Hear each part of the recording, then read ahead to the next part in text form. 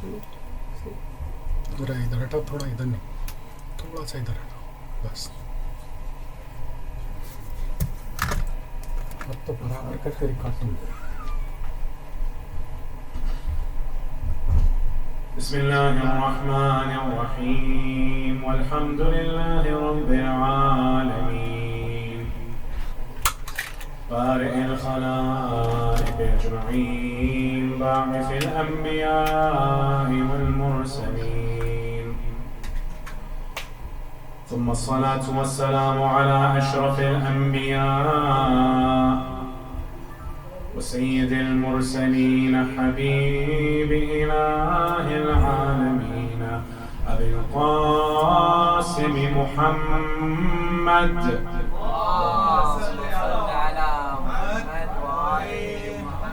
وعلى آله الطيبين الطاهرين الذين أذهب الله عنهم الرجس وطهرهم تطهيرا.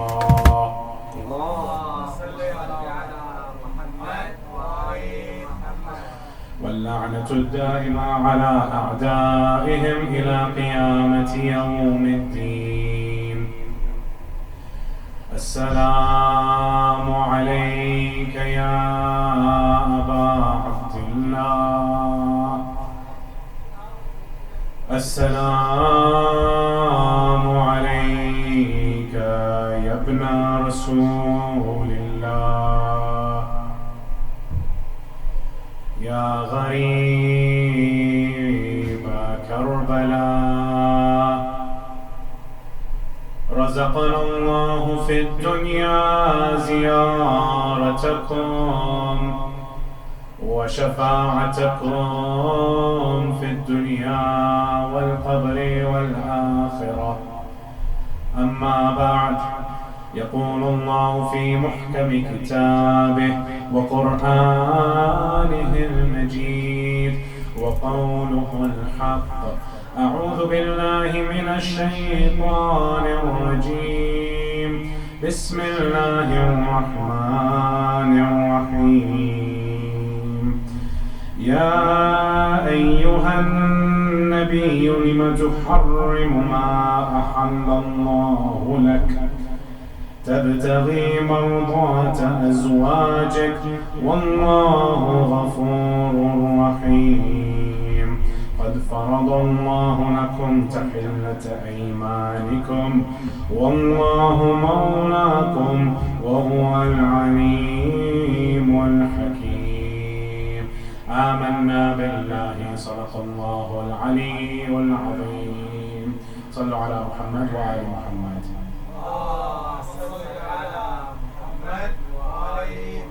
Respected brothers and sisters, Assalamu alaikum wa rahmatullahi wa barakatuh. The 66th chapter or surah of the Quran, Surah Tahrim, is one that arguably has been the most controversial and least analyzed and least understood surahs within the entire Muslim community. When you look at the ordering of which surahs came when, it's evident that this came in Medina. But other than that, it's not that clear to many of our brothers and sisters when exactly this surah came in the life of Rasulullah sallallahu alaihi wasallam. And so tonight,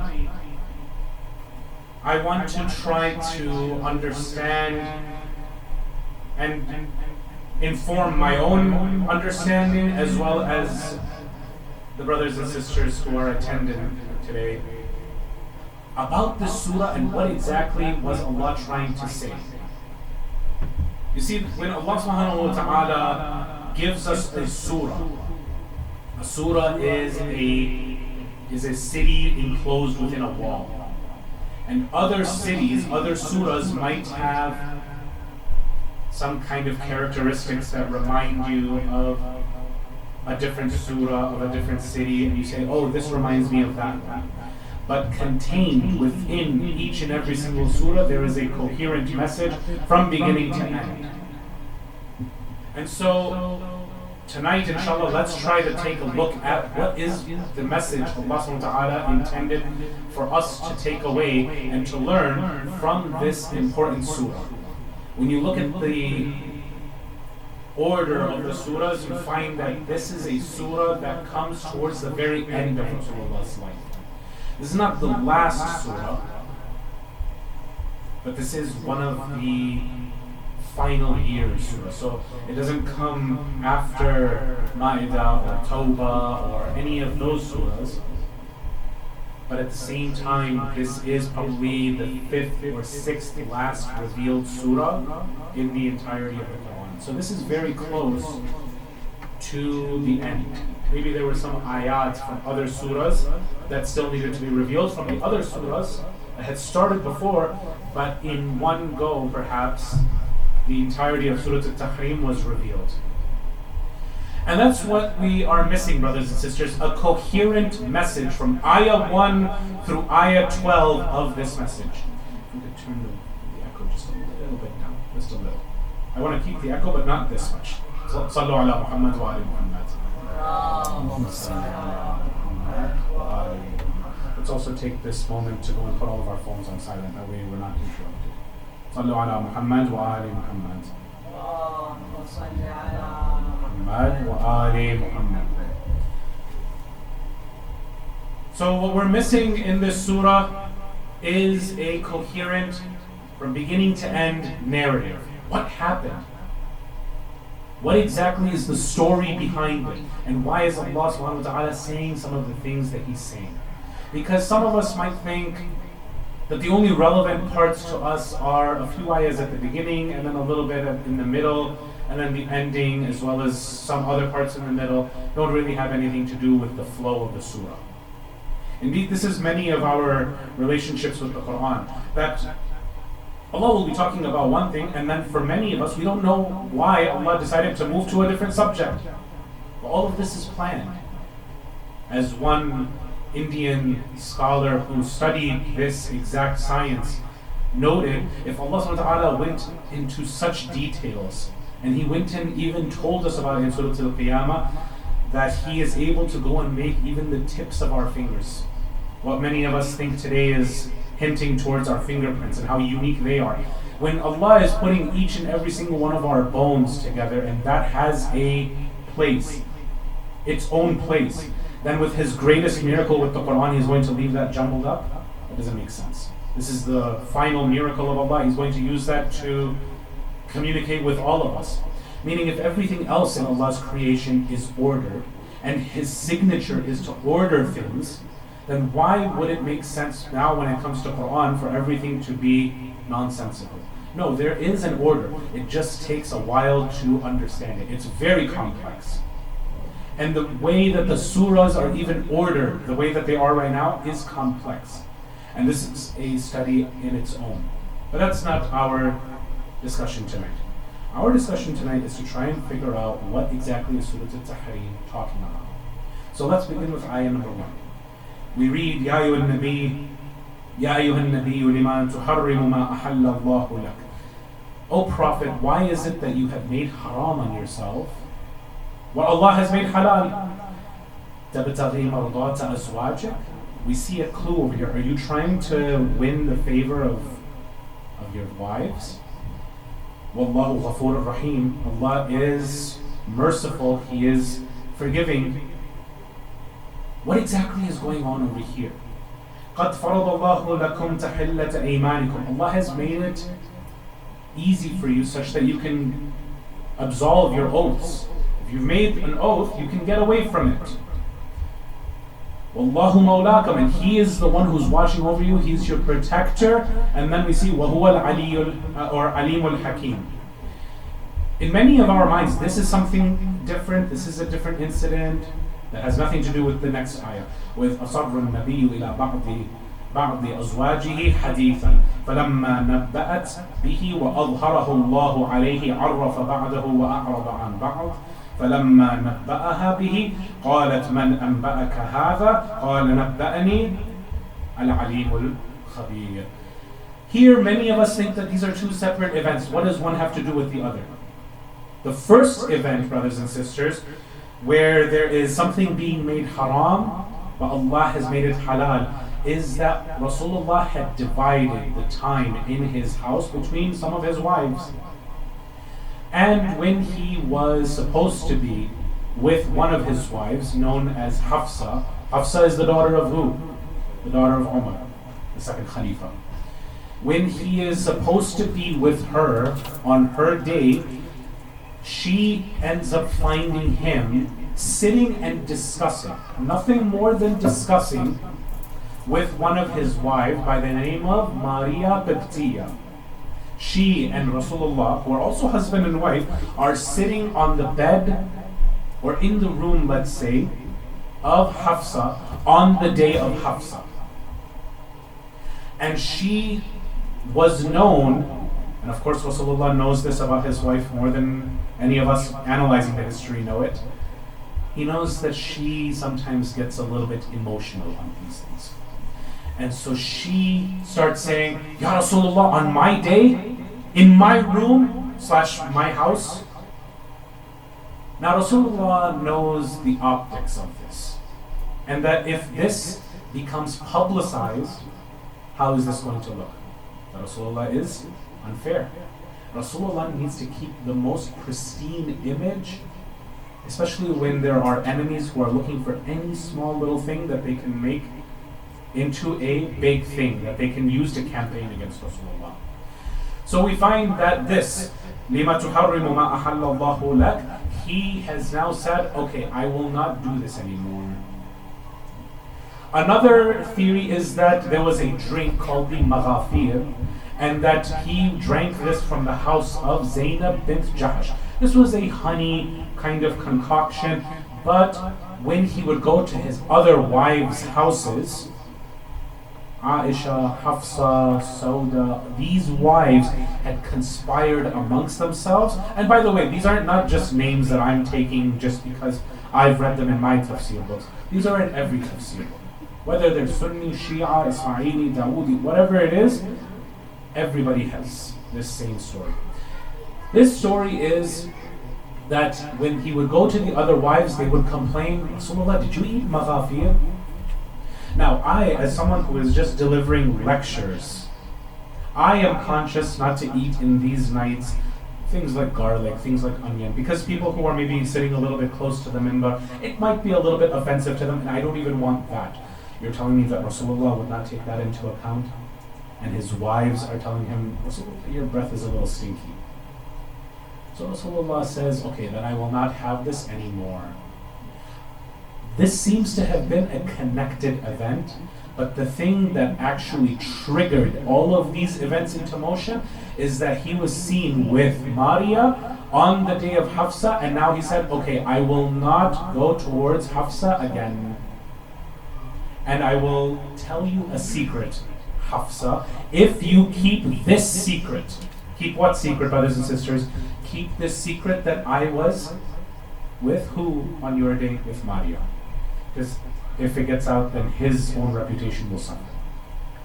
So now Rasulullah knows that whatever he needs to tell Hafsa, it needs to be good enough for her to become satiated, to become now pleased, such that she forgets about this. Kind of like if you ever have a headache, if you start pinching yourself really hard over here, you forget about your headache and you start thinking about your pain localized over here. Same kind of trick, same kind of manipulation. Rasulullah is like, okay, if I tell you a secret, will you keep this secret hidden? She said, what kind of secret? Here we turn to our tafasir, such as Tafsir al-Qummi.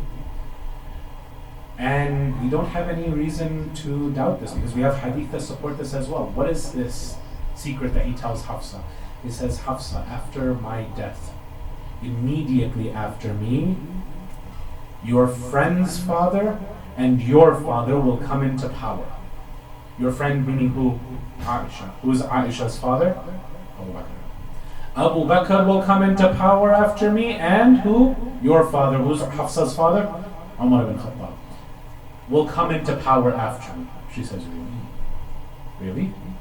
He says, yes. But you cannot tell anybody this.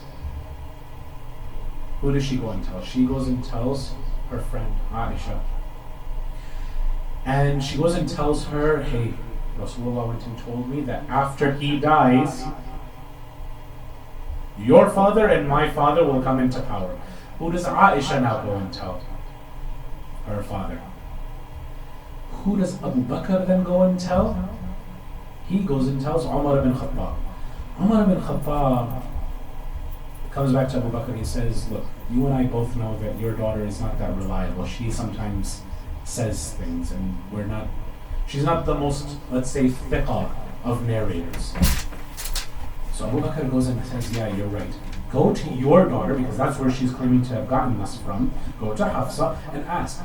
By now, this secret has already traveled a little bit, and he comes back to Hafsa and says, is this true? This is just, let's move a little bit forward. Let's move closer to the minbar. Sallu ala Muhammad wa ali Muhammad. I promise I have not eaten any garlic or any kind of onions, so you're all going to be fine, inshallah. Sallu ala Muhammad wa ali Muhammad.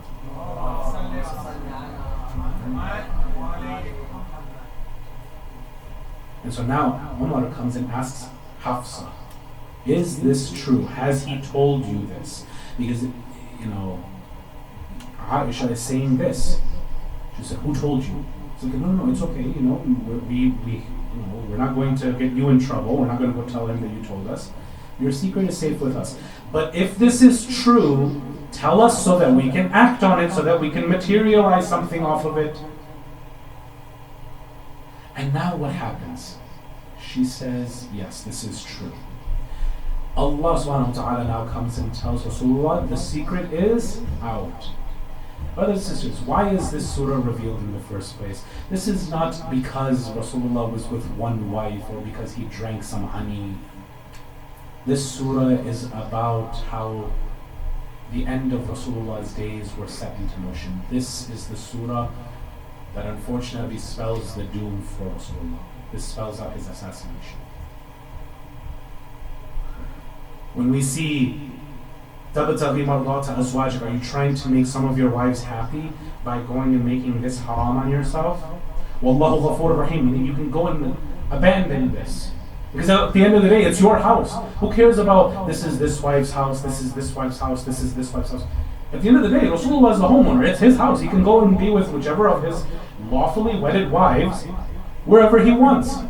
He just cares about his image. He doesn't want people to be like, oh, he's more fair to one wife and not fair to the other wife and this kind of stuff. He's a role model at the end of the day. But then, قَدْ فَرَضَ اللَّهُ لَكُمْ تَحِلَّةَ إِيمَانِكُم. He's made it halal for you to let go of these kinds of vows. وَاللَّهُ مَوْلَاكُمْ. And now Allah is your guardian. If in case something is brewing over here, Allah is your Mawla, it's okay. وَهُوَ الْعَلِيمُ الْحَكِيمُ. And He knows and is wise over. He knew at the end of the day. If Rasulullah goes and tells a secret, is this secret being told with or without the will of Allah? وَمَا يَنْطِقُ عَنِ الْهَوَىٰ إِنْ هُوَ إِلَّا وَحْيٌ يُوحَىٰ. This secret was supposed to be told by Allah's command. Allah knows who this is going to reach. Allah knows what is going to happen. At the end of the day, كُلُّ نَفْسٍ ذَائِقَةُ الْمَوْتِ. Every soul will have a taste of death. And Allah wants His messenger to die with an honorable death of a shaheed. And now we come to وَإِذْ أَصَرَّ النَّبِيُّ إِلَىٰ بَعْضِ أَزْوَاجِهِ حَدِيثًا. He told a portion of his wives, one of his wives, a secret. Or a haditha, an event. What is the event? The event that we just mentioned. فَلَمَّا نَبَّأَتْ بِهِ. Once it had become aware, once it had become وَأَظْهَرَهُ اللَّهُ عَلَيْهِ, Allah went and made it openly knowledgeable for him. عَرَّفَ بَعْدَهُ وَأَعْرَضَ عَنْ بَعْضٍ. He went and told one part of it, he kept another part of it. Which is, I know what you did and what you didn't do, basically. I know what you did tell. فَلَمَّا نَبَّأَهَا. This is very interesting. Once he told her that you did tell this secret, قالت من أنبأك هذا. She now comes and says to Rasulullah, who told you this? After 23 years, you don't know who this man has been in touch with? This is a sign telling us what her real belief system is. This is telling us that she doesn't really believe that there's a Jibreel coming, that there's communication from the samawat, from Allah. None of this. Who told you this? Who told you that I went and revealed this secret? The one who is all-knowing, who's well acknowledged, he's well, informed of every single khabar. He's the one who told me. Who do you think? Then we see, in tatuba ilallah. Why does there need to be tawbah over here, brothers and sisters? Because 2 out of these 4 already had a plan. Now these 2, the wives, are also included in the plan. They weren't included before. They were innocent of it before. But now that Rasulullah has told this, they have a decision. Are they going to go and help their fathers or not? In tatuba, if you 2 decide to repent, فَقَدْ صَغَتْ قُلُوبُكُمَا, because your hearts have already deviated quite a lot. If you repent, and then Allah doesn't finish the sentence. ... Then He says, وَإِن تَظَاهَرَ, but then if you decide to go and gang up against him, if you decide to go through with this plan, Allah doesn't mention what plan it is. What's the plan, brothers and sisters? Context clues tell us all we need to know. If this is the 5th or 6th last surah to be revealed, this is very, very close before Rasulullah is done with everything. Ghadir has already happened by now. There's not much time left. How much did we say in our first lecture between Ghadir and the betrayal and his martyrdom? 2 months. This comes in those final days. And now we see that Allah subhanahu wa ta'ala says, وَإِن تَظَاهَرَ عَلَيْهِ فَإِنَّ اللَّهَ هُوَ مَوْلَاهُ. Then if you do decide to go and commit this crime against Rasulullah, then you should know that Allah is his active protector. Allah is his Mawla. And Jibreel, and the Salih al-Mu'mineen. Who's Salih al-Mu'mineen? None other than Amir al-Mu'mineen, Ali ibn Abi Talib. Sallu alayhi wa ala aswatikum.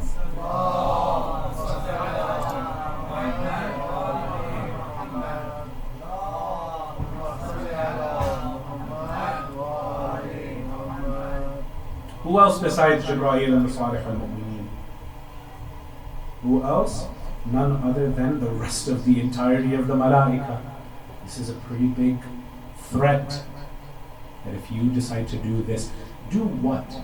Because according to the common narrative, if they decide to harass him, let's say because of Maria, if they decide to harass him again because of, let's say, the honey drink, this is enough for an all-out war where Rabbul Alameen, Jibreel, Ali ibn Abi Talib, and every single angel in existence is going to be against these 2? Or is it because this plan actually that he's just hinting at is actually the demise of Rasulullah sallallahu alaihi wasallam? To me, the Jama'ul Qara'in, the gathering of different clues and context clues, points to one thing. Then we see something very interesting. وَالْمَلَائِكَةُ بَعْدَ ذَلِكَ ظَهِيرًا عَسَى رَبُّهُ إِن طَلَّقَكُنَّ. It is quite possible that if Allah decides to divorce all of you, now we see an event that is something that is head-scratching to many of our Sunni brothers and sisters. There's a hadith in their books where Allah subhanahu wa ta'ala was telling Rasulullah, and Rasulullah basically stopped talking to all of his wives for a month.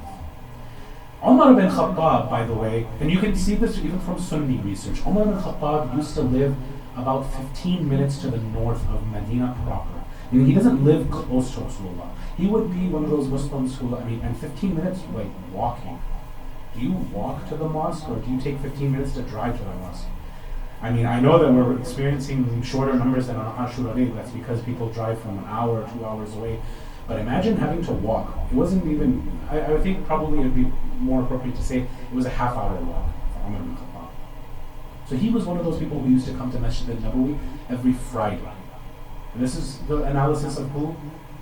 A Sunni Saudi scholar by the name of Sheikh Hassan Farhan al-Maliki.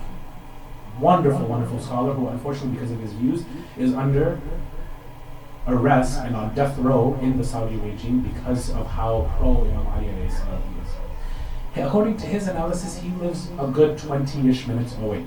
But because Rasulullah has now gone and moved to a different house, it's been a good month since he's talked to his wives, he and his friend would go and exchange news. If you were in town, you'll go and tell me. If I was in town, you'll go and tell me. And news doesn't happen that often in Medina. His friend comes and tells him, have you heard the news? What's the news? Rasulullah had stopped talking to all of his wives. Who does that include? Umar's own daughter. He runs all the way to Medina and he goes and asks Hafsa, is this true? She says yes. Why? What made him do that? Because we were annoying him so much. Clear, in their own books. We were annoying him so much that he stopped talking to us. Has he actually divorced you? No, but it seems imminent. Here, brothers and sisters, it seems this is the event, that this happened very close to Rasulullah's death. That in طَلَّقَكُنَّ, or actually عَسَى رَبُّهُ إِن طَلَّقَكُنَّ أَن يُبْدِلَهُ أَزْوَاجًا خَيْرًا مِنْكُنَّ. That if Allah wants, He can go and replace you all with wives who are better than you. Wives who do what? Muslimat. Now all of these qualities, if Allah is going to be mentioning it, logically what we're going to understand is the current wives are not all something that these traits can be said about now. Muslimat, they're submissive. Meaning we have some wives who are rebellious. Mu'minat, they believe. Meaning not all these wives believe in their husband. Which is quite evident because if you're asking who told you this, what does that say about your iman? It doesn't say much. It doesn't say much good. Qanitat, when you are attached to Allah, not all of them are attached to Allah. Ta'ibat, ones who repent. If some of these wives do wrong, they don't want to do tawbah. Why do you think Allah has to go and say, In tatuba faqad saghat qulubukuma? It's not just you went and did one mistake. Your hearts are just somewhere gone on some other path. You guys need to do, and tawbah is, Ya Allah, I'm leaving this lifestyle. It's not just istighfar. Istighfar is something completely different from tawbah. Istighfar is, Ya Allah, could you just cover up this? Tawbah is, Ya Allah, this was my lifestyle, but now I'm reorienting my lifestyle so that I'm coming back to you. If you guys are going to go and make that turn because your hearts have already swerved somewhere else. So there is no tawbah currently in these wives, but the wives who Allah would replace with ta'ibatin, abidatin, they are good slaves to Allah. Meaning, does He consider all of these wives good slaves? Not all of them. Maybe Salama, yes. Maybe one or two here or there. Khadija, of course, but Khadija's long since gone by the time this surah is being revealed. Sa'ihatin, thayyibatin wa abakara. Whether they are virgin or non-virgin, doesn't matter. We'll still replace you. Don't think that you're safe just because you're one or the other. Everyone is replaceable. Only Rasulullah sallallahu alayhi wa sallam is not replaceable. Allahumma salli ala Muhammad wa ala sallu alayhi wa ala aswatikum.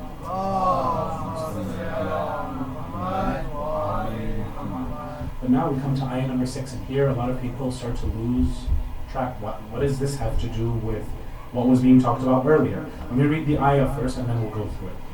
يا أيها الذين آمنوا قوا أنفسكم وأهليكم نارا وقودها الناس والحجارة عليها ملائكة غلاظ شداد لا يعصون الله ما أمرهم ويفعلون ما يؤمرون. See, a few surahs ago, in this surah group, we see an ayah where Allah subhanahu wa ta'ala warns Rasulullah and the believers, that amongst your wives and children you have enemies. Now we see some of the enemies for Rasulullah, but now the surah takes a turn and it is showing us that this can happen to us as well. Now is the time for us believers to take that lesson from Rasulullah. This isn't just a historical surah, this also has lessons for us. So what does the Quran have to say to us today? And here in this sandwich of 3 ayahs, 6, 7, and 8, meaning 6 is sandwiching 7 with 8. There's going to be something happening in 7. Pay attention very, very closely. This is going to be directed towards us. What does this say? Ya ayyuhalladhina amanu. O you who believe, and also O you who claim to have believed. Qu anfusakum wa ahlikum nara. Qu is from taqwa. Right? You need to, it's the shortened form of taqwa, meaning you need to go and have a heightened level of protection of yourselves and your families. Qu anfusakum wa ahlikum. But here's the scary part. When did I say this surah is revealed? Towards the beginning or towards the end of Rasulullah's risalat? The end. Why is Allah calling it naran? I was expecting an-nar with a lam ta'arif, alif lam noon alif ra, an-nar. Allah doesn't put an-nar, He puts naran. When you put the tanween fatha, you can't put that alif lam. Why? Because they're opposites. What this tanween fatha, naran, or what some of our Indo-Pak brothers and sisters, instead of fatha, it would be, I think, zabar, right? Zabar. Double zabar is put on this naran. What does that mean? It's an unknown type of fire. Here's what's scary about it. Allah has been telling me about hellfire throughout the entire Quran. This is one of the final surahs. Why is Allah telling me that this is an unknown fire for you? The reason why is because the way how I'm about to describe hell in this surah, you've never heard of hell like this before. I might as well just start over from scratch. Naran. Okay. Just naran, that already scared me enough. What more, Ya Allah, do you want to teach me? وَقُودُهَا النَّاسُ وَالْحِجَارَةُ. That its fuel is mankind and stones. Meaning, people themselves are the fuel. And what's hijara? Hijara is not just rocks, like how, many of our scientifically minded brothers and sisters, they'll find out that some stones, they carry lava inside of it, some stones carry water. Yeah, okay, fine, that's great. You know what else is also made out of stones? Idols. You know what's made out of wood? Idols. The cross. Meaning every time that I see an idol or a cross or something like that, even if I'm just visiting a temple just as a tourist, that's supposed to give me the heebie-jeebies. It's supposed to creep me out. Why? Because that'll be used as a torture device on the Day of Judgment. وَقُودُهَا النَّاسُ وَالْحِجَارَةُ. Then we see عَلَيْهَا مَلَائِكَةٌ غِلَاظٌ. Then there are just some malaika, great malaika, overpowering malaika, غِلَاظٌ شِدَادٌ, that are just mean and tough. Then we see, pay attention over here. I want to try to make this as easy as possible without going into Arabic grammar. There's a past tense, fi'al madi, and a fi'al mudari used as well, which is a present tense. And there's a reason why a past tense is used, and there's a reason why the present tense is used.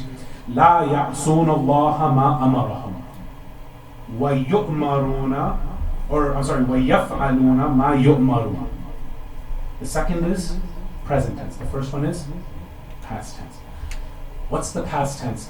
لا يعصون الله ما أمرهم. They do not disobey whatever Allah had commanded them. Meaning, whatever Allah subhanahu wa ta'ala, when He saw each and every single one of us, you and I, brothers and sisters, doing a sin, He immediately went and wrote, this is the sentence. In order to pay for this sin, this is the sentence. Meaning that the angels didn't forget all the way from back then when Allah gave that sentence till now. Now they're ready to execute the sentence. That's the past tense. But now we get even scarier, the present tense. وَيَفْعَلُونَ مَا يُؤْمَرُونَ. And they will also do whatever He tells them to do. Present tense. What does this mean? Meaning, if someone gets a little bit too, okay, you know what, I've been in this for about a week, I'm starting to build up a little bit of a tolerance. Just like how in Jannah, Allah will just invent new things for us to experience. In Jahannam, He will also invent new tortures. And He will give the command, okay, I'm going to invent. And how vast is Allah's infinite imagination? Infinite. I mean, that's the point of infinity. He will invent a new adab, and the angels will be like, okay, sami'na wa ata'na, let's do it. Hell has been hot for a little too long for these people, let's make it into a icy cold hell. Let's make it into a mosquito-infested hell. I mean, if you thought that the Amazon rainforest on your vacation with its mosquitoes was bad, try hell with mosquitoes. Meaning, past and present, this is how hell is. Don't ever think that hell is just, yeah, we're just going to burn, we'll become shish kebabs, and then eventually, what else can happen, No. If you ever think like that, then there is something new that Allah can always invent to make the torture fresh and new looking. We already know that He's going to be renewing the skin. And why does that hurt? Because when baby skin, right? Imagine you go and peel a little bit of the skin near your nail. How much does that hurt? Because it's fresh. When you have fresh, exposed skin, doesn't that hurt more with the fire? Not less? Then we see ayah number 7. Ya ayyuhalladhina kafaru. Interesting thing. Allah never says ever, anywhere in the Quran, Ya ayyuhalladhina kafaru. Meaning on your trivia nights, inshallah, if you guys ever do trivia nights, what is the one place Allah ever says Ya ayyuhalladhina kafaru? It's here in Surah Tahrim. The only other place where He ever comes close is قُلْ يَا أَيُّهَا الْكَافِرُونَ.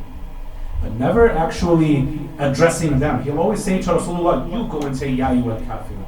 This is the only time where Allah ever addresses them Himself. Ya ayyuhal ladhina kafaru. Question is, why? The entire Quran, you never address them. Why are you addressing them now?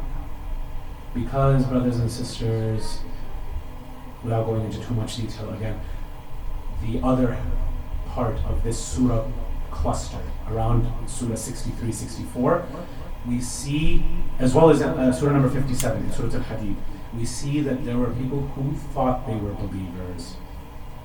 They thought they were believers. Didn't we come to Dua Kumail with you? Didn't we come to all of the majalis with you? Didn't we do this and that? Didn't we do all of this with you? Why are we not going to paradise with you? And then Allah will go and say, or the believers will go and say, in Surah Al-Hadid, read it for yourselves, Surah number 57, yeah, you did come to Ramadan with us, you did come to Muharram with us, you did come to Dua Kumail with us, but you guys also waited around. You didn't take the commands of Allah seriously. Hijab is wajib, but I want to just, not right now.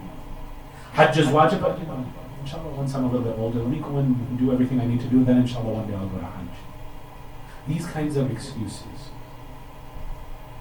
And you thought that you could just go to places that try you and you thought you were going to be safe. Meaning, you thought you could go to a bar and just drink water and I'm not doing anything haram. You're trying yourselves. Why not go to a halal place like the Imam Barga? So many of, by the way, the brothers and sisters have been complaining to me. Why are there people who are standing outside smoking and playing around and playing with a ball when there's a majlis going on inside over here? I told them, I'm like, well, at least they're coming over here and they're not going to their friend's house and smoking shisha, or they're going to a bar, or they're going to a club. At least they're here. Now all they have to do is just come inside the door. But there are people who will come inside the majlis. There have been people who have been coming from day 1. There have been people who only come on day 10. Everybody is at different levels. That's okay. But don't expect to receive the same level of reward on the Day of Judgment. Where over there, people who thought they were believers, who thought they could get away with the bare minimum. How many of you have, by the way, heard, all I want to do is just get one foot into Jannah. That's enough for me. Those people, maybe they won't even get into Jannah. They'll just be stuck on the A'raf. According to Surah Al-Hadid. So here, who is Allah actually addressing them? Not Ya ayyuhalladhina kafaru, People who were Muslims, but now they are, if they were munafiqeen in Surah Al-Hadid, is there anything known as a munafiq on Yawm al-Qiyamah? Someone who hides? No, on Yawm al-Qiyamah everything is out in the open. Meaning now they are kuffar. The munafiq is the same as the kuffar. So now Allah is addressing those people, you people who thought you were Muslims, but now He's harshly addressing them, Ya ayyuhalladhina kafaru. What does He say to them? Ya ayyuhalladhina kafaru la ta'tadhiru al-yawm. Don't go, no, don't give me any of this, okay? Not today. Don't try to make excuses today. What excuses? What excuses does a kafir have? But someone who thought they were a Muslim this whole entire time, they might have some excuses. But I did this. I loved this person. I did this. I went here. I did this. I did that. لا تعتذروا. Don't argue today. Okay? إنما تجزون ما كنتم تعملون. All you're being given is exactly what you deserve. You did this. You deserve this. I'm just. لا تعتذروا. Don't come and make excuses in front of me today. Now remember, I said that this is sandwiched. Ayah number 6 was telling us about a hellfire where there will be angels. It's telling us about the future. Ayah number 7 takes us a little bit forward in time, where if we don't go and take care of ourselves and our families from right now, this is the future, where Allah will be talking to us, God forbid, as Ya ayyuhalladhina kafaru. Then He comes back out of that future into ayah number 8, and He comes back into addressing, look, you're not there yet, you still have time. What does He say in ayah number 8? It says, Ya ayyuhalladhina amanu tubu ila Allahi tawbatan nasuha. Turn back to Allah with such a tawbah that is tawbatan nasuha. Nasuha is so pure, so exemplary that other people are like, wow, I need to go and also do something like that. He doesn't do that anymore. Look at how he switched. Wow, that's really great. Meaning if He could do it, I can do it too. Tawbatan nasuha, something that would even inspire others to come and do tawbah.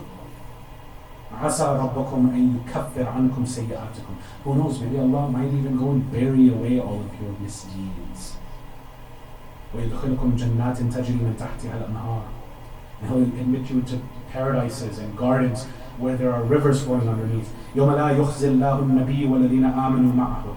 The day that He will not go and humiliate the Prophet and those who are with him. Why would He humiliate them? Because these people thought they could also claim the label of Muslim and they'll just get in with Rasulullah. Allah is not going to humiliate the Prophet and people who actually worked hard for Jannah like that. You have to have some sincerity. You have to do tawbah. These nights are not just, I'll come and implement the hadith of Imam al-Baqir where one tear for Imam al-Hussein will forgive oceans of sins, and now I'll go back to the bars and the clubs and the parties and the... If you're not transforming yourselves, brothers and sisters, if you're not reforming yourselves, what am I supposed to say? This is what the Quran is saying to all of us, that this is not something that you half-heartedly enter. Udkhulu fi silmi kaffa.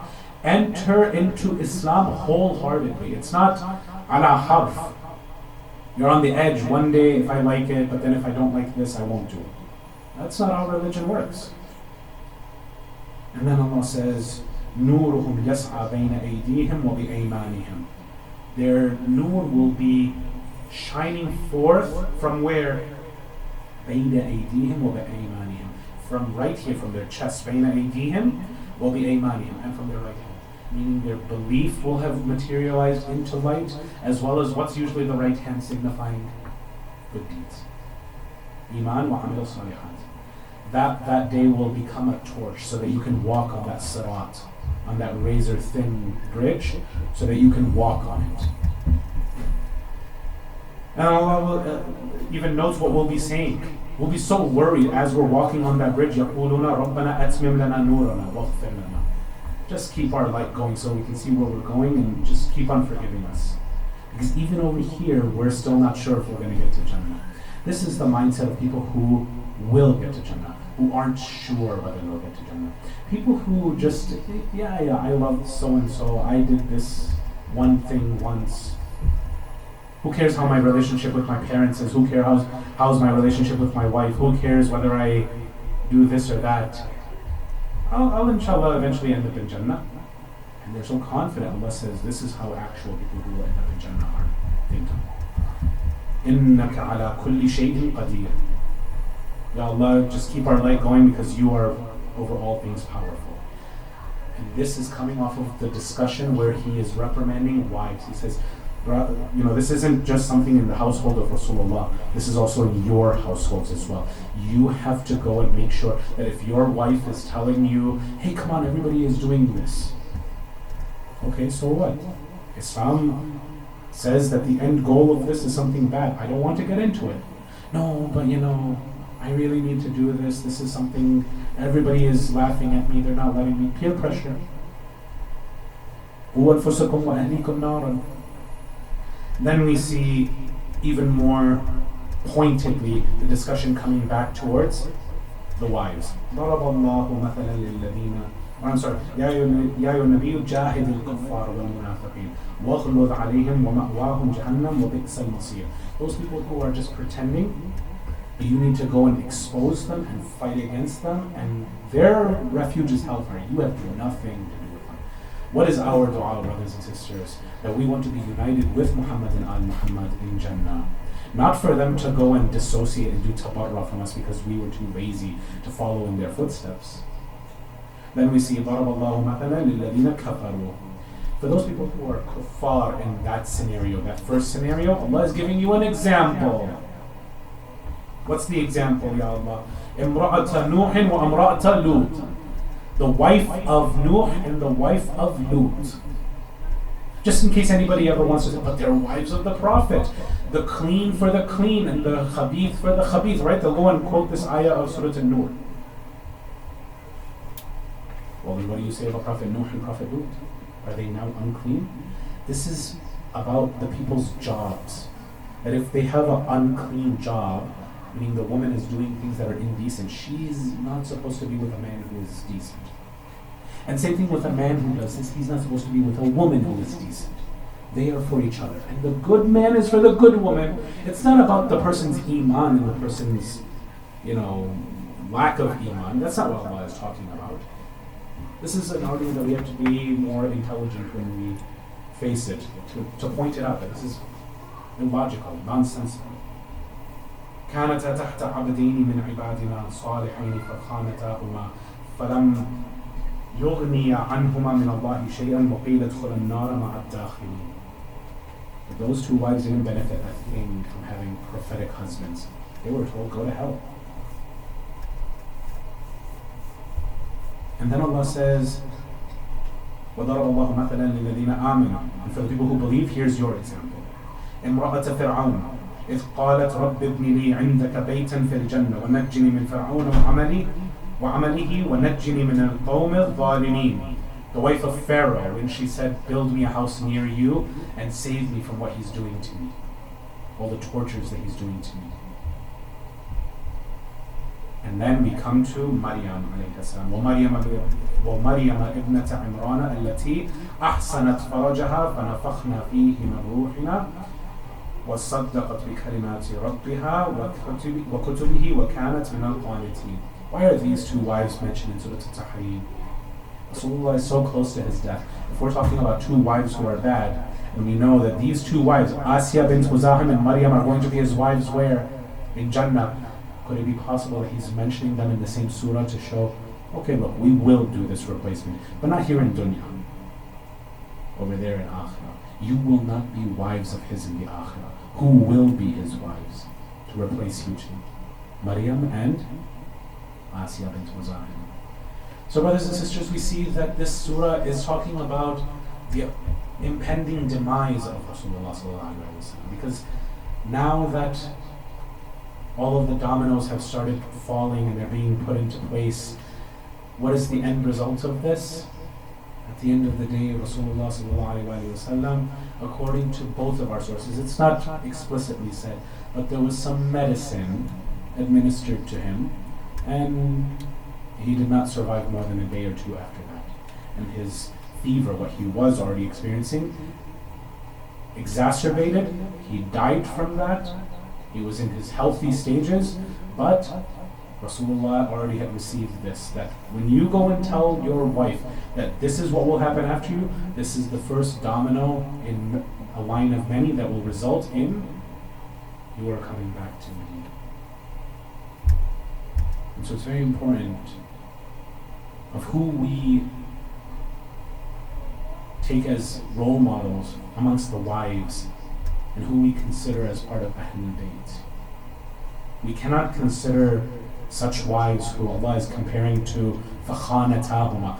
They did khiyana, they did betrayal to their husbands.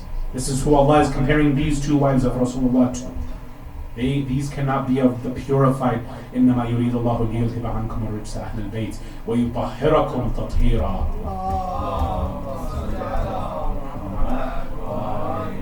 A second one for the love of Rasulullah.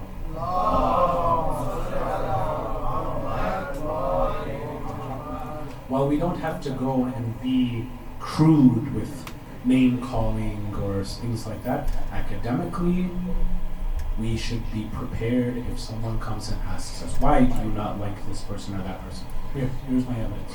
What do you want me to do with this? When I have so much evidence convincing me of this way, I'm not just going to blindly turn an blind eye to this and just love someone just because. That's not how it works. Allah has given us an aql. Which now brings us to a wife who was very beloved. Not only to Imam Ali ibn Abi Talib alayhi salam, but also to the rest of Ahlul Bayt. Who is that? Baneen. Baneen came into the house of Imam Ali alayhi salam at a younger age, when Imam Ali alayhi salam was older, when Imam al-Hussein had already reached his 20s, Zainab al-Kubra had already reached her 20s. And she comes and marries Imam Ali alayhi salam, and she gives birth to a very beautiful, healthy boy by the name of Abbas.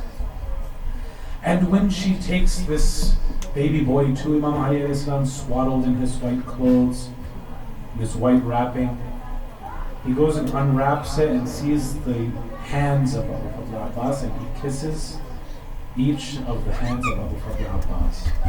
And Baneen asks, is there something wrong with the hands of my boy? Why didn't you kiss him on the forehead, Ya Amir al-Mu'mineen? All of the other kids you kiss on the forehead. And he says, no, it's nothing like that. And he's now choking up himself and crying. Because he says, one day this Abbas will serve my Hussein so valiantly, and that he will sacrifice his own right and left arms. These are the right and left arms that he will no longer have. And so Baneen is brought into this house, and when she is in the presence of Imam al-Hassan and Imam al-Hussein and Sayyida Zainab and Sayyida Kulthum, she always calls them Sadati. She never calls them as if they're her kids. There is always that respect of, these are my masters, these are my mawlas, these are my imams. And that is exactly how Abu Fadl Abbas and his brothers were raised. You find that when Imam al-Sajjad and the rest of the family are coming back from Sham to Karbala, they reach Karbala on the 40th day. And when they reach there and they spend some time over there, one of the wives does not even want to leave. And that is Rabab. She is crying over both her child and over her husband. Imam al-Sajjad is saying, Mother, why don't you come back to Medina with us? And she says, but my son, what is there even left for me in Medina? I'm not even from Medina. I don't know anybody over there. I lost my entire world here in Karbala. I have no one left. At least let me stay over here so that I can tell people what happened over here in Karbala. Let me tell people how they treated my baby when he was just thirsty. But then we see Baneen is waiting and waiting and waiting for some news. Where is my Hussein? Where is my son Hussein? Where is my master Hussein? That's the only one she cares about. Even though she is Baneen al-Arba'a, she has 4 sons, none of them matter unless it's Hussein. Until one day, brothers and sisters, Imam Ali ibn al-Hussein comes to the outskirts of Medina, and he sets up the camp, and he runs into a poet by the name of Bishr. He says, Bishr, your father knew poetry. Is it true that you have also learned poetry like your father? He says, yes, Ya Ibn Rasulullah. He says, then I want you to go into Medina, and I want you to create such an atmosphere where people are crying and people are mourning and people are coming with their respects to come and give us our condolences. Tell them what happened to my father on the plains of Karbala. Tell them how he died thirsty. Tell them how he was trampled under the horses of Banu Umayyah. Tell them how after that they took his head and the heads of everybody else and they put them on the spears and they paraded them and us like we were a circus. Bishr then goes into Medina and he comes with the ayah of the Quran and he starts going into every alleyway and starts saying, O people of Yathrib, get up and get out of your city. There is no more room for you here. Ya ahla Yathrib la muqama lakum biha. Slowly, people are opening up their windows. They're perplexed. Bishr, what is it? What's happening? The news will be delivered at the grave of Rasulullah. Already people are starting to anticipate what kind of a dark day is this that's coming. This is a dark day like that martyrdom of Rasulullah, when we lost all light in our world. What is this qiyamah that is coming? What is about to happen? Bishr, tell us. No, the news will be given at the grave of Rasulullah. We will be all giving our condolences to Rasulullah. When all of the people had gathered by the Prophet's grave, he then started to inform them, قُتِلَ الْحُسَيْنِ الْجَسَدُ بِهَا بِالْفُرَاتِ. Hussein has been murdered. His body now lies near the Furat. His head and the heads of others were traveling from city to city on spears. At this moment, the entire city of Medina is now starting to cry and mourn and feel sorry for Ahlul Bayt, and they are giving their condolences to Rasulullah, and they are remembering the day that Rasulullah himself departed. When all of a sudden, Bishr notices one older woman coming from the distance. And he asks, who is this woman? They say, Bishr, be careful. This is Ummul Baneen al-Arba'a. This is the mother of Abbas and his 3 brothers. Be careful how you break the news to her. So he starts already thinking, how am I going to break the news to her? She says, Bishr, what is it? What's the matter? I heard that I had to come to Rasulullah's grave. Tell me, do you have news about my son Hussein? He says, Ya Ummul Baneen, your youngest son was killed. Ja'far, he was killed in Karbala. Bishr, this isn't what I asked you. What about Hussein? What about my Mawla? Where is he? He says, Ya Ummul Baneen, even your second youngest, Uthman, he also was killed fighting side by side with Imam al-Hussein. Bishr, this isn't what I asked you. What about Aba Abdullah? Where is he? Is he back yet? He says, Ummul Baneen, even your second oldest child, Abdullah, even he was killed fighting bravely in the way of Abu Abdullah. Bishr, this is not what I asked. Where is my son Hussein?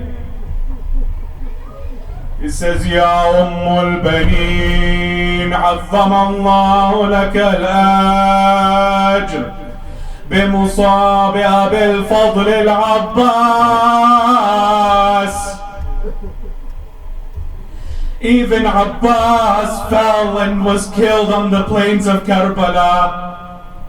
At this moment, al-Banin is narrated that she had a young boy that she was carrying on her shoulder. She drops the child and she herself falls to the ground. Bishr asks, who is this child? They say, this is Fadl, the son of Abu Fadl al-Abbas. Young 7-year-old, 8-year-old boy. al-Banin says, oh Bishr, you have cut my heart into pieces. May all of my sons be sacrificed for Hussein. Where is he? Where is my Imam? Oh Shia Aba Abdullah, عظم الله لك الأجر بمصاب أبا عبد الله الحسين. Even your Imam al-Banin was killed. He was killed thirsty, lonely, abandoned in this land called Karbala. As he was crying out for any type of water, even a drop of water, crying out, هَلْ مِن نَاصِرٍ يَنْصُرُنَا. No one was there to help him. Bishr, then who is left from the family? Who is left? Imam Zain al-Abidin is outside. Zainab is back. They are now going to their house. All of the city of Medina now descend to the house of Imam as-Sajjad to give him their condolences. But the women do not want to receive anyone. They finally have a chance to cry. There is no more Shimr. There is no more Umar ibn Sa'ad to go and whip them anytime they start to get tears in their eyes. They go and lock the door and they say, we are in the state of Aza, we just want to mourn. Fidda at this point comes and says, but this is al-Banin. Does she have permission to come in? Of course, she's one of us. As al-Banin comes in and gives the condolences to Lady Zainab, she says, Wa Husayna. To which Zainab replies, Wa Abbasa. al-Banin then asked Zainab, I gave Abbas and his brothers very clear instructions. They were not to leave the tents unguarded. They were not to leave you alone. Tell me, was there any deficiency? No, ya al-Banin. If he had his right hand, I would have never become a prisoner of Banu Umayyah. If he had his left hand, then the likes of a drunkard like Yazid would never be able to mention my name. Inna lillahi wa inna ilayhi raji'un. وَسَيَعْلَمُ الَّذِينَ ظَلَمُوا أَيَّ مُنْقَلَبٍ يَنْقَلِبُونَ وَالْعَاقِبَةُ لِلْمُتَّقِينَ. Raise your hands, brothers.